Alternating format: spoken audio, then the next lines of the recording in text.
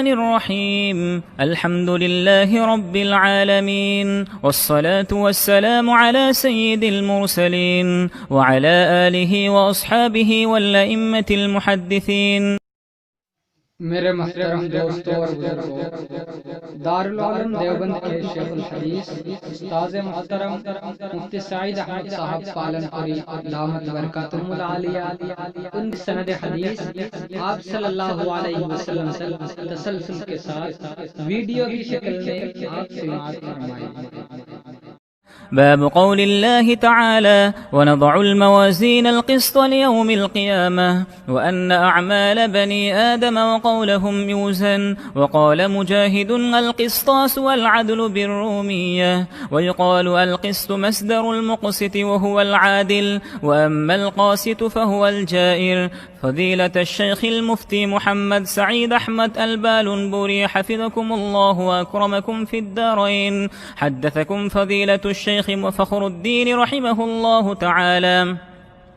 عن فضيلة الشيخ شيخ الهند محمود الحسن رحمه الله تعالى وحدثكم فضيلة الشيخ عبد الحق العظمي حفظكم الله وأكرمكم في الدارين عن فضيلة الشيخ شيخ الإسلام حسين أحمد المدني عن فضيلة الشيخ شيخ الهند محمود الحسن الدوبندي عن الشيخين الجليلين الكريمين عن شيخ العلامة قاسم العلوم والخيرات محمد قاسم النانوتوي، والشيخ العلامة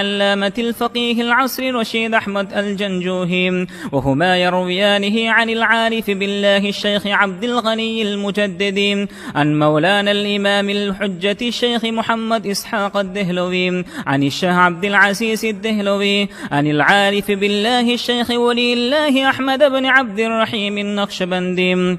قال: أخبرنا الشيخ أبو طاهر محمد بن إبراهيم الكردي قال: أخبرنا والدي الشيخ إبراهيم الكردي قال: قرأت على الشيخ أحمد القشاشي قال: أخبرنا الشيخ أحمد بن عبد القدوس المنشاوي قال: أخبرنا الشيخ محمد بن أحمد الرملي عن الشيخ زكريا بن محمد أبي يحيى الأنصاري قال: قرأت على الشيخ الحافظ الحجة أحمد بن علي بن الحجر الأسقلاني عن الشيخ إبراهيم بن أحمد التنوخي عن الشيخ أحمد بن أبي طالب عن الشيخ السراج الحسين المبارك عن الشيخ عبد الأول بن عيسى الهروي عن الشيخ عبد الرحمن بن مزفر الداودي عن الشيخ أبو محمد عبد الله بن أحمد السرخسي عن الشيخ أبي عبد الله محمد بن يوسف الفربري عن الإمام الجليل الحافظ الحجة أمير المؤمنين في الحديث أبي عبد الله محمد بن إسماعيل بن إبراهيم بن المغيرة بن بردزبة الجعفي البخاري رحمهم الله تعالى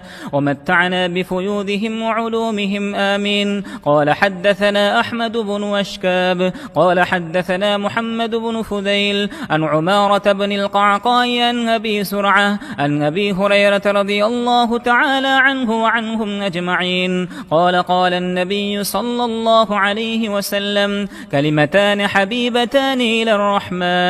خفيفتان على اللسان ثقيلتان في الميزان، سبحان الله وبحمده سبحان الله العظيم.